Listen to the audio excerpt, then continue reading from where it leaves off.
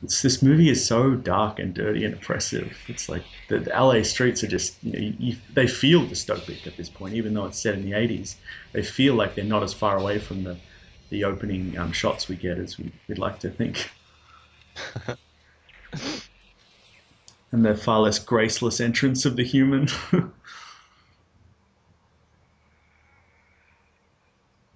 Actually, I don't know if ever read the original script treatment from like 1982.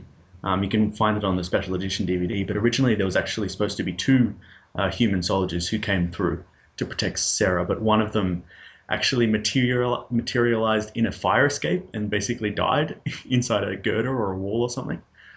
They didn't include it, obviously, but it's kind of an interesting thing you don't think about when you think of teleportation or time travel. What if you appear inside a wall or something? Won't you die immediately? Hmm. I'm glad they took that out of the script. Yeah, yeah, that would have been horrifying. It Yep. also, it's also brings up one of the things I don't think any time travel movie has considered, which is like none of them seem to take into account like the orbit or the rotation of the Earth. Like they all just appear in Earth, but if you went forward in time, you're not moving through space, you're moving through time. You would just materialize in space because the Earth has moved on without you. Oh, okay. I see what you mean. Like, unless they have some kind of teleportation component to the time machine and they can input like specific coordinates or something. I don't know if that's taken into account. They don't really go into it, but a film like Back to the Future, obviously, where they'll rush through. I mean, it's an awesome like visual effect, but it doesn't make any sense because they'll drive really fast and then they'll appear. Like time will shift around them, but they'll appear in the exact same spot. But that wouldn't make sense. They'd be in outer space somewhere. Anyway, I'm nitpicking. I've got to suspend my disbelief. But yep, I think that I did look at the special edition feature, which did have the script, some Mm. of the main comments about the script, and I remember now the fact it was going to be two people sent back. But yeah, I prefer just one on one, Yeah, so it's definitely. Yeah, fair. it's very sort of dualistic rivalry between the human and the machine. It's much more polar. Very David versus Goliath. That's right. Yeah, yeah. Now, do you think that the police are chasing him because he's naked, indecent exposure? um, yeah, I guess so. Well, yeah, Uh, they say stop and then he runs, so I guess they have to chase him. oh yeah, good point. I don't know. Well, he's just sort of harassing a homeless person. I guess that's a crime. Yeah, I was thinking the other one could be the other reason because he just robbed a tramp. Yeah, Hmm. and it's cool how you have this parallel between the Terminator and the human.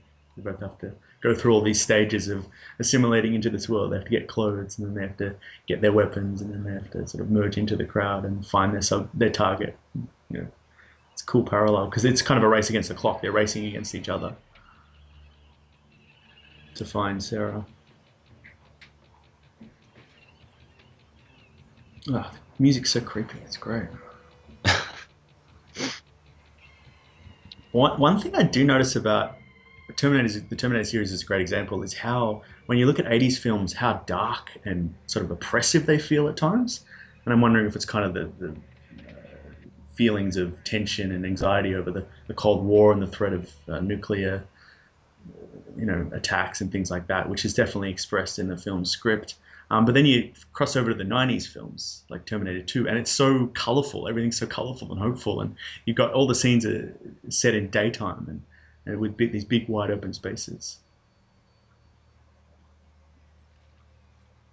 But I definitely like the 80s aesthetic more. It's very dystopic and connects really well to the future sort of flashbacks we get, or the flash forwards, I guess you call them.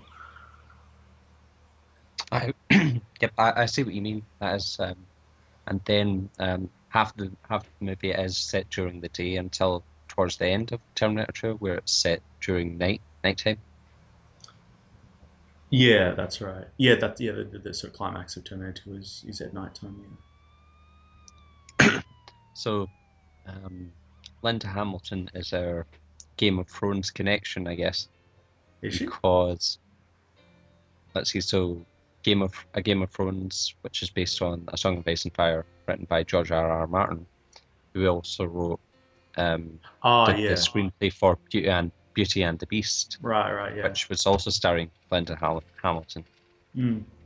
And who's the other guy? That guy from Sons of Anarchy. Um, I can't remember his name. He plays Clay. Roger Trees, No, Sons of just Anarchy has because a. he was also in Beauty and the Beast. Oh, was she? Was he? Okay, I haven't seen the. I haven't seen the show, but um, I just know the two lead. That Linda is one of them. It's great how colourful these scenes seem rather. Sorry, I can't talk. And now you have the very colourful and idyllic suburbia and this very dark presence kind of transgressing on it. It's great use of colour. This was actually the final shot of the whole movie production, and they didn't have permits to actually film it. Cameron just sort of blocked off either end of a street and told Arnie to go punch into that car and like drive it away. Obviously they own the car, but it wasn't. Oh, They didn't good, have good. permits for it, and he didn't have protection or anything. They just it was just a sort of guerrilla recording.